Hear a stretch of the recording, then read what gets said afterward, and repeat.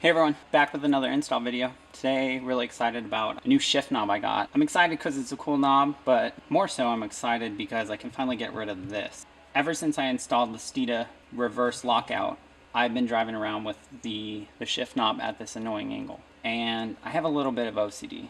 And so every day I drive my car, this absolutely drives me nuts. So as soon as I installed this and I found out that was going to happen, I started searching for shift knobs. The problem is I live in Arizona. And when the temperature outside's 125 in the summer, inside your car it's like 180. And if you've ever grabbed a metal shift knob at 180 degrees, you know it instantly burns your hand. So that's a no-go. So I actually found this company online. It's called Raceseng, and they have these really cool shift knob systems. So they have what they call their hybrid knobs. And what's cool about this is, let me unscrew this really fast. They have a billet core, so you get the benefits of a billet weighted knob, but then they have these Delrin covers that actually slide over the knob. So this is their Orbiture model, and then I actually also have their Creature model. So what you do is this just slides in, and now you get all of the benefits of a weighted billet metal knob, but with a Delrin cover that doesn't get hot. So I'm really excited about this. They have this cool tool so that it's slotted and indexed for this. They call this their hybrid key.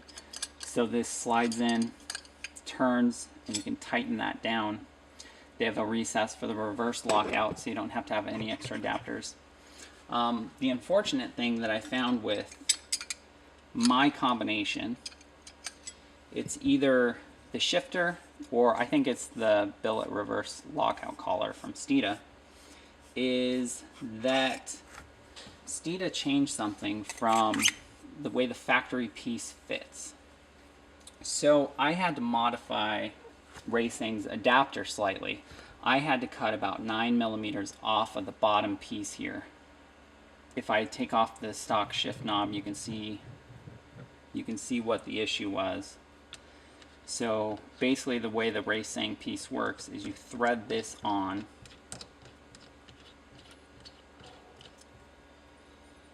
and then the reverse lockout pulls up. I think what happens is on the stock unit, the bore on the inside of the reverse lockout is bigger, and it slides over this piece that Raceseng provides. The Steeda unit does not, so it actually hit and it wouldn't engage the reverse lockout all the way. So I had to cut that piece off. And then the other thing that I found, and I think it has to do with the reverse lockout as well, is when I put this on, let me tighten this so it doesn't come off in the knob. When I tighten this piece all the way down,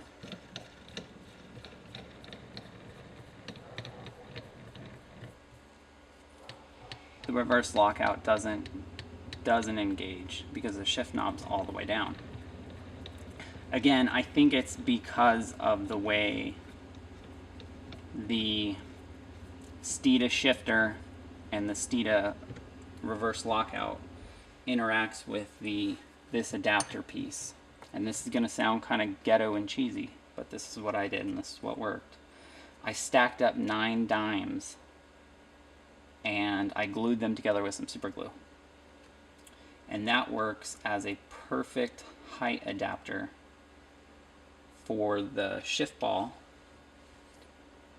to slide over there and still allow the reverse lockup to engage fully. So the other cool thing that Raceseng does is they give you a Allen bolt on the top. It's a flat bolt, and this allows you to make micro adjustments to where the shift pattern lines up. So based on where that is, I already pre-adjusted this when I was messing around with it. So it's perfect, it lines up, don't have to worry about any of that. So what I'm going to do, and what they recommend, is you put a little blue Loctite right on the threads, and then you just screw this adapter on. Like I said before, I talked to the people at Raceseng. They said they sold tons of Mustang kits with no issues, no modifications needed. So I think the things that I had to do were specifically because of the triax race shifter and this billet aluminum lockout collar. So then I go ahead and put the dimes on there, the shift knob, and this is really tight. In fact, I'll just put it up in there.